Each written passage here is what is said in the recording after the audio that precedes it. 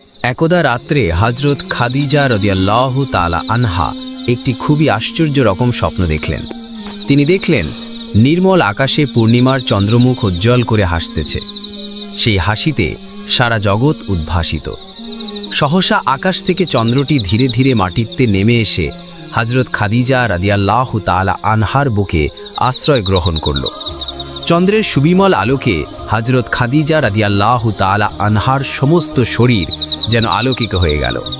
তিনি সেই যন্ত্রটিকে নিজের বক্ষে এর সাথে চেপে ধরে পরম শান্তি অনুভব করলেন।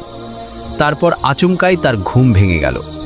এমন অস্বাভাবিক স্বপ্ন দেখে হযরত খাদিজা রাদিয়াল্লাহু তাআলা আনহা এর তাৎপর্য সম্পর্কে খুবই চিন্তা করতে লাগলেন।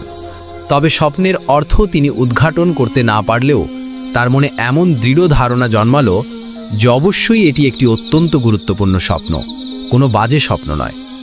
অতএব পরের দিন সকালে নিজের পিতৃভ্য পুত্র বিজ্ঞ ধর্মীয় পণ্ডিত ওয়ারাকা ইবনে নওফেলের কাছে হাজির হয় এবং ওয়ারাকা বিন নওফেলের কাছে সেই অস্বাভাবিক স্বপ্নটির কথা বর্ণনা করে তার অর্থ জানতে চাইলেন। ওয়ারাকা বিন নওফেল ওই অপূর্ব স্বপ্নটির কথা শ্রবণ করে বললেন, বোন, তুমি অত্যন্ত ভাগ্যবতী মনে হচ্ছে, কারণ তুমি যে স্বপ্ন দেখছো তার অর্থ অত্যন্ত গুরুত্বপূর্ণ।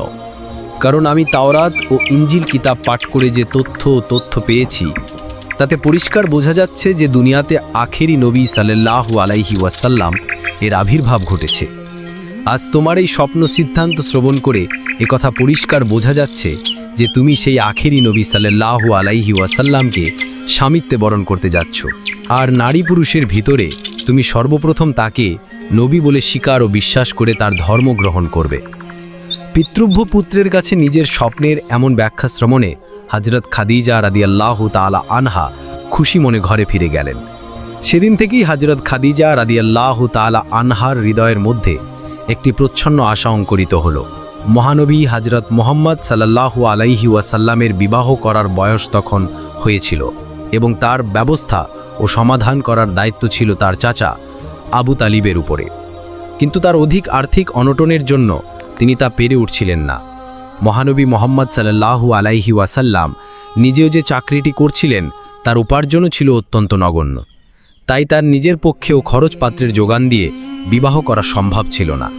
আবু তালিব দায়িত্বশীল অভিভাবক হিসাবে ওই ব্যাপারে অত্যন্ত উদ্বিগ্ন এবং বিশেষভাবে চিন্তিত ছিলেন। একদিন তিনি তার ভাতিজাকে কাছে বসিয়ে তার সঙ্গে বিষয়টি খোলাখুলি আলোচনা করলেন। তিনি বললেন, হে মোহাম্মদ, আমি তোমার নিকট খুবই লজ্জিত যে খরচের অভাবের জন্য আমি এখন পর্যন্ত তোমাকে বিবাহ করাতেই পারলাম না, অথচ তোমাকে বিবাহ করানোর জন্য